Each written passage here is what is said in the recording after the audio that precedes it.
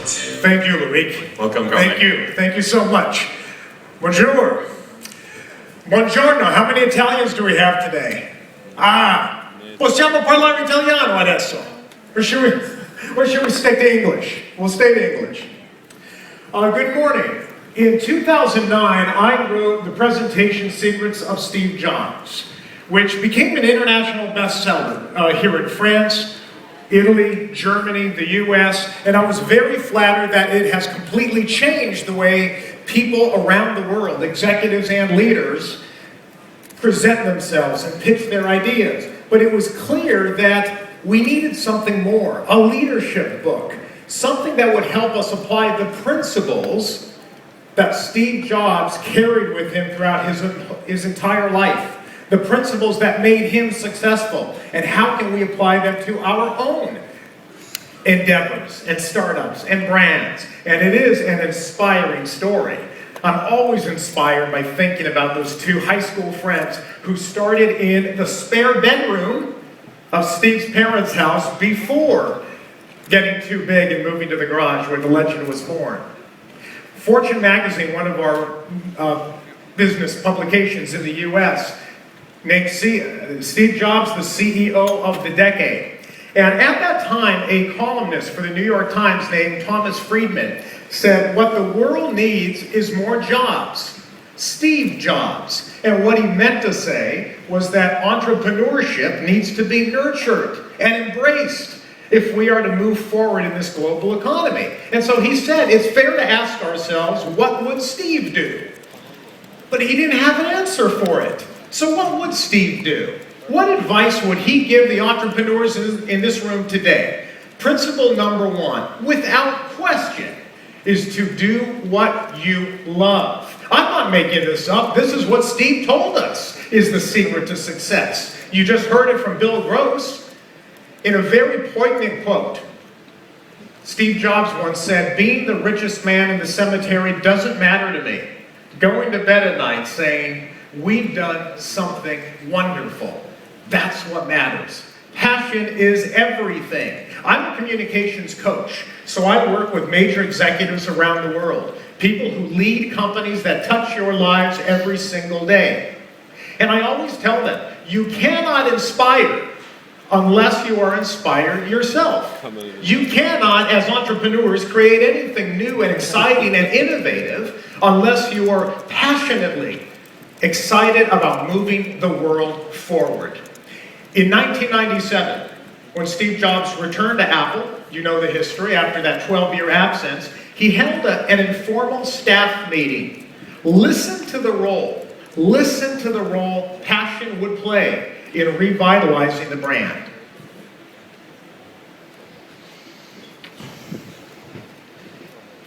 This is a very complicated world. It's a very noisy world.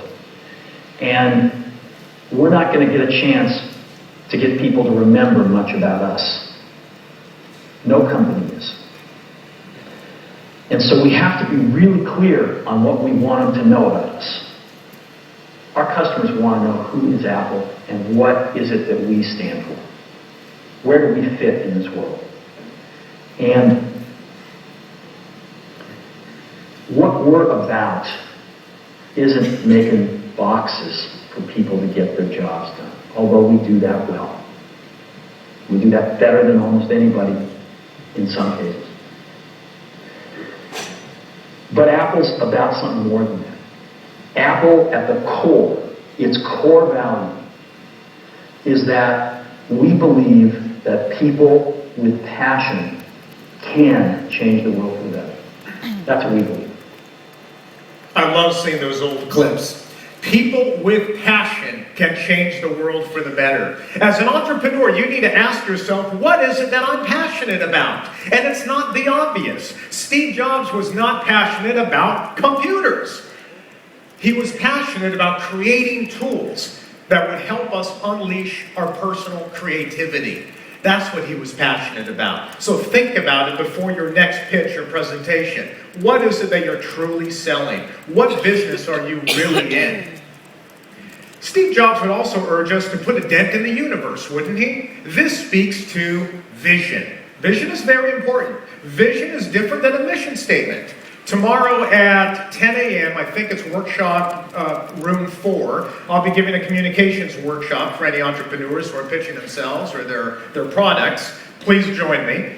We will talk about the difference between vision and mission. I don't care about your mission statement. A vision is different. A vision is clear and it's concise and it's consistently communicated. And it's very important. Steve Jobs once said, we're gambling on our vision, and we'd rather do that than make Me Too products. Vision inspires evangelists. Steve Wozniak was inspired by Jobs' vision to put a computer in the hands of everyday people. That was in 1976. So as you know, back then the computer industry was relegated to hobbyists. So that was a bold vision, to put a computer in the hands of everyday people. Oh, and by the way, if Twitter had existed back then, Steve Jobs would have been able to tweet his vision, to put a computer in the hands of everyday people. The greatest visions in the world are bold, simple, and concise. A vision helps you see things that other people may have missed. Most of you remember that great story of Steve Jobs going to the Xerox facility in Palo Alto and seeing a crude graphical user interface being used for the first time. Well, Steve said that Xerox could have dominated the entire computer industry, but did not, because its vision, and he did use the word vision, was limited to making another copy machine. When I talked to some scientists about this, people who study how the brain operates, they said, Carmine, two people can see exactly the same thing and interpret it differently based on their vision. Isn't that interesting? Passion and vision go hand in hand. I learned a lot about vision from this man, Starbucks founder Howard Schultz. I write for Forbes, and I've written a couple of books, so I've interviewed him several times. He greatly admired Steve Jobs. And he had a vision too. He's an inspiring communicator and an inspiring leader. But when you ask him, what are you passionate about? What's your vision? It has nothing to do with coffee. When Howard Schultz started Starbucks, his vision was not to make a better cup of coffee. That's boring. That's not going to inspire anybody. His vision was to create this third place between work and home.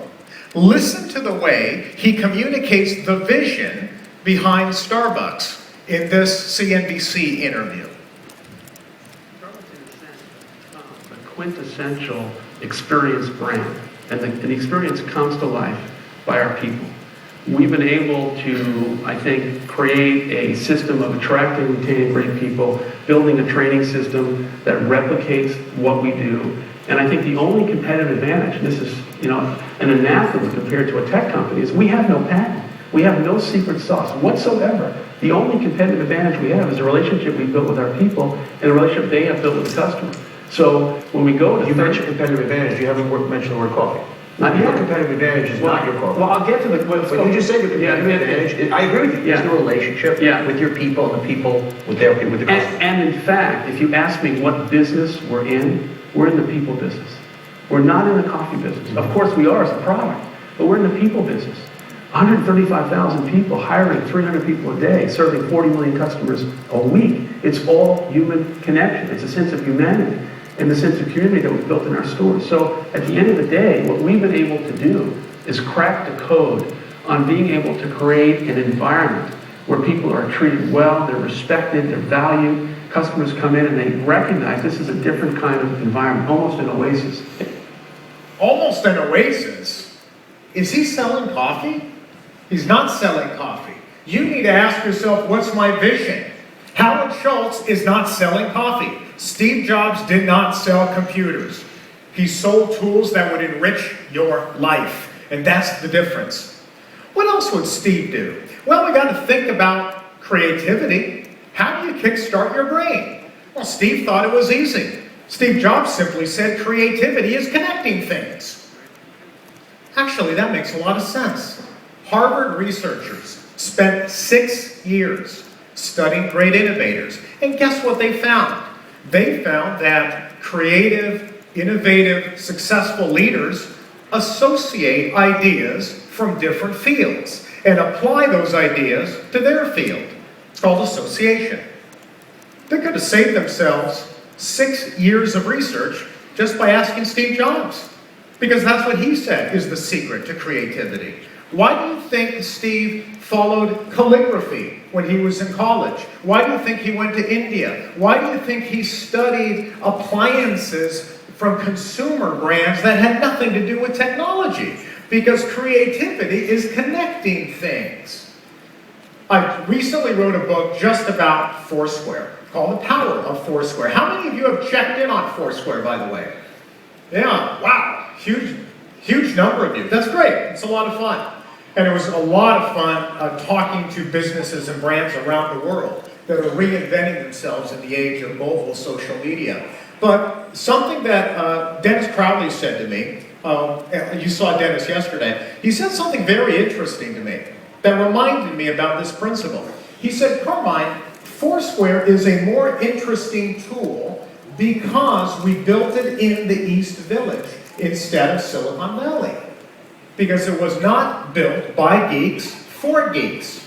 Now, I did not take that as a criticism. I live in Silicon Valley, and I'm confident that we're among the most creative places in the world. But I understand what he was saying, because he built Foursquare with input from people in real estate, finance, Broadway, music, arts. And he said because of that, it's a more interesting tool. What was he doing? He was connecting things.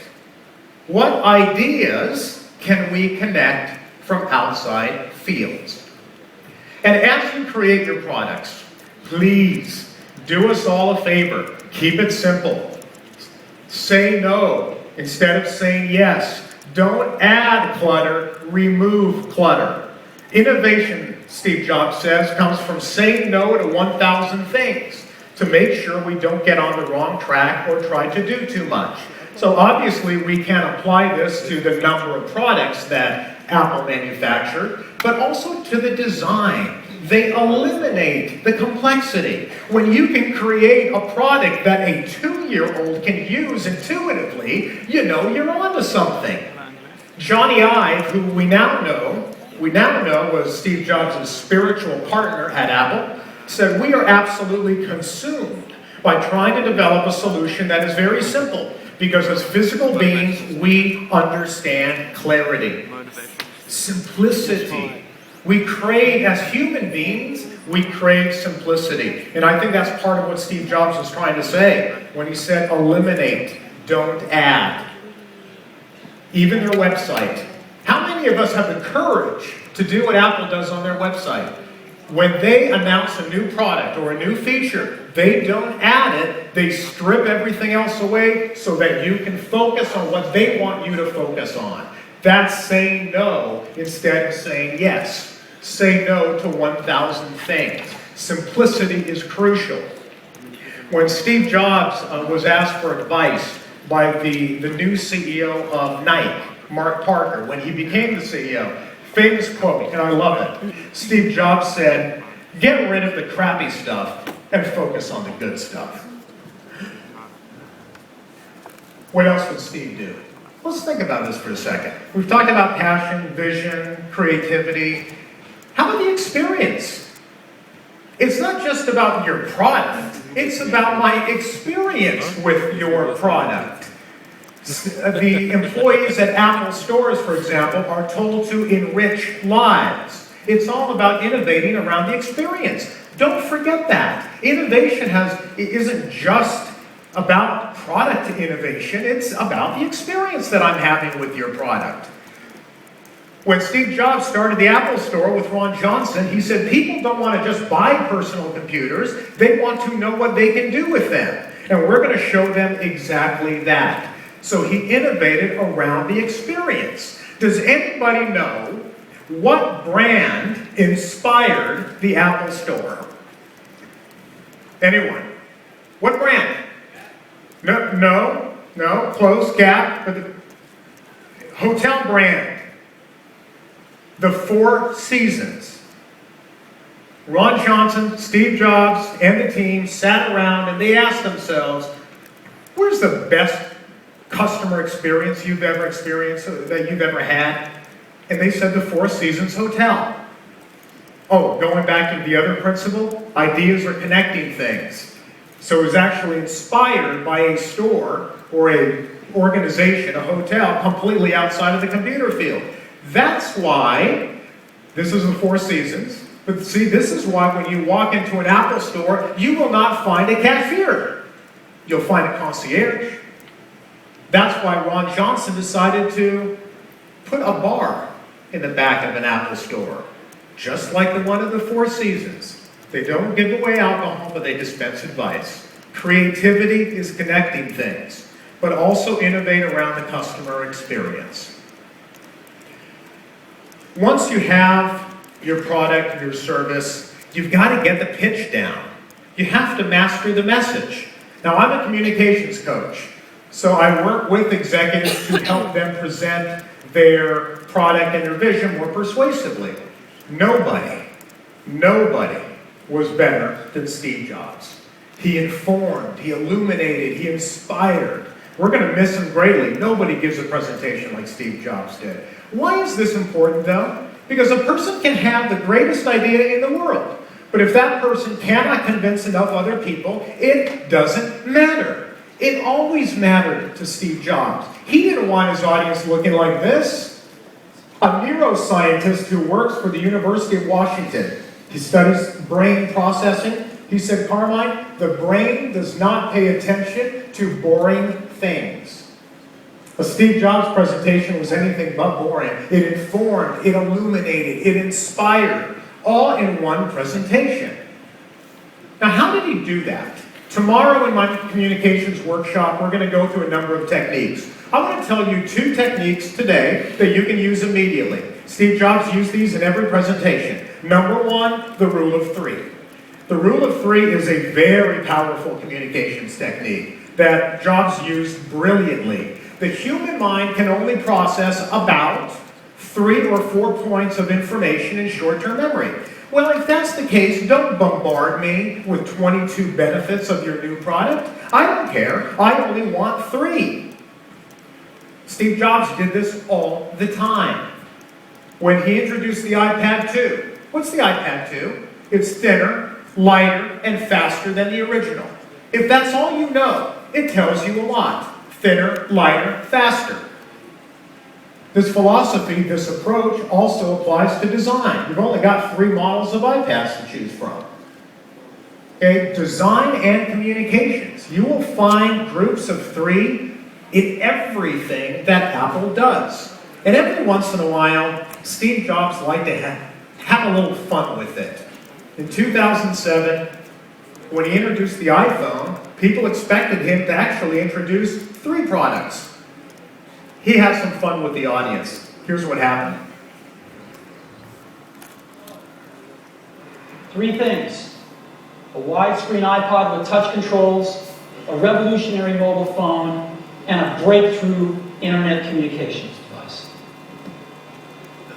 An iPod, a phone, and an internet communicator.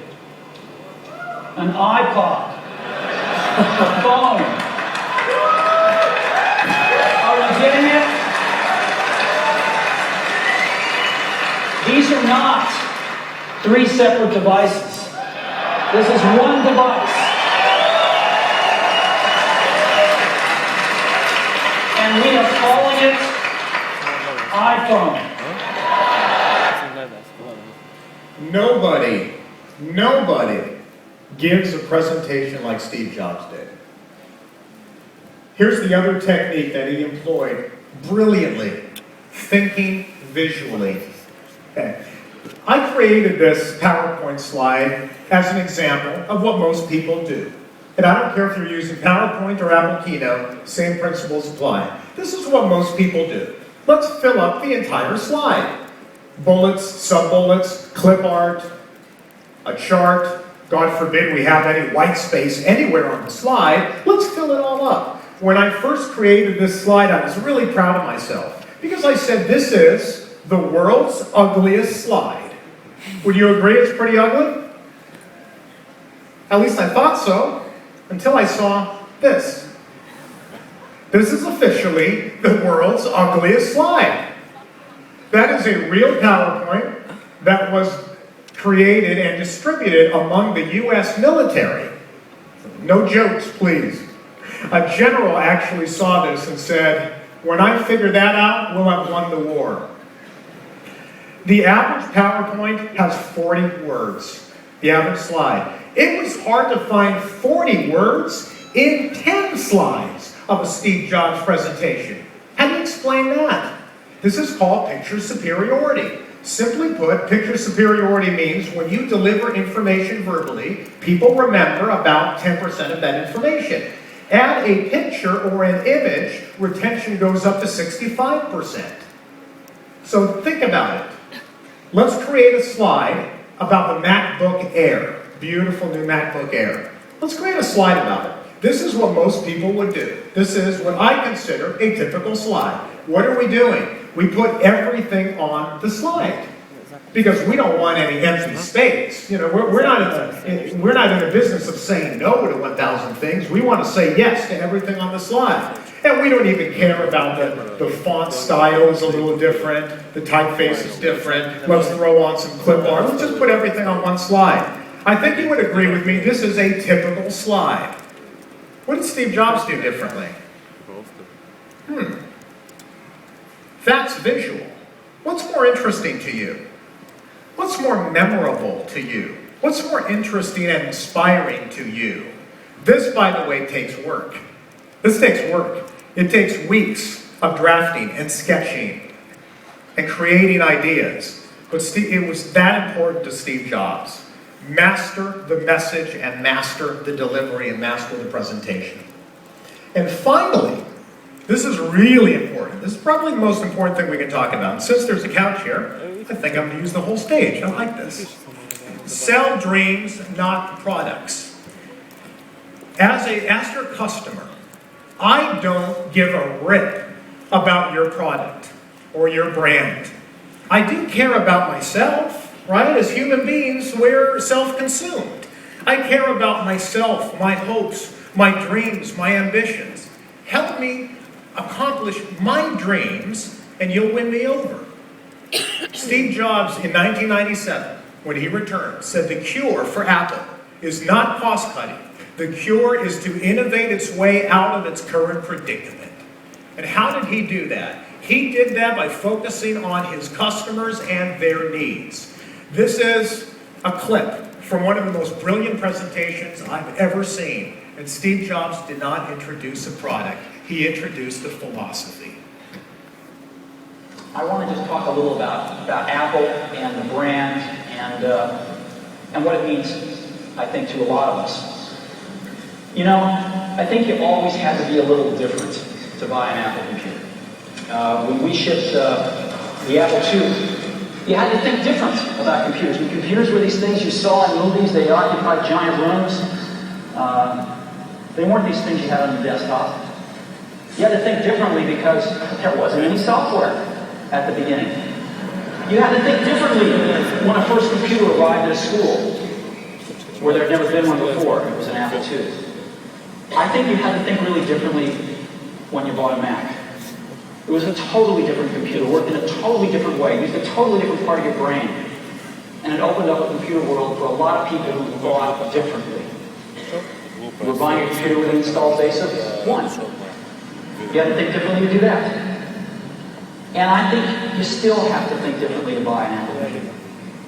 And I think the people that do buy them do think differently, and they are the creative spirits in this world. They are the people that are not just out to get a job done, they're out to change the world. And they're out to change the world using whatever great tools they can get. And we make tools for those kinds of people. So hopefully, what you've seen here today are some beginning steps that give you some confidence that we too are going to think differently and serve the people that have been buying our products since the beginning.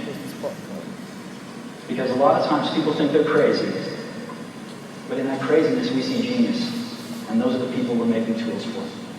Thank you very much.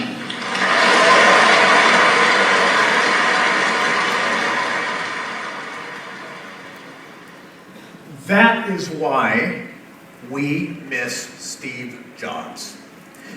A Disney executive a couple of years ago who had the role of revitalizing the Disney stores called Steve and asked him for advice. And Steve just had 2 words. He said, dream bigger. Dream bigger. And I think that's the advice he would leave for all of us today. And I think that's the best way for us to honor and cherish his legacy, is to leave this conference today dreaming bigger. See genius in your craziness. Believe in yourself, believe in your ideas, and sell those ideas with passion and confidence. Because it's those ideas that will ultimately transform your destiny and potentially change the world. Thanks for your time today. Merci. Thank you. That was incredible, Carmine. Thank you for bringing some of Steve Jobs' spirit with us at the web, and I agree, we should think really big. And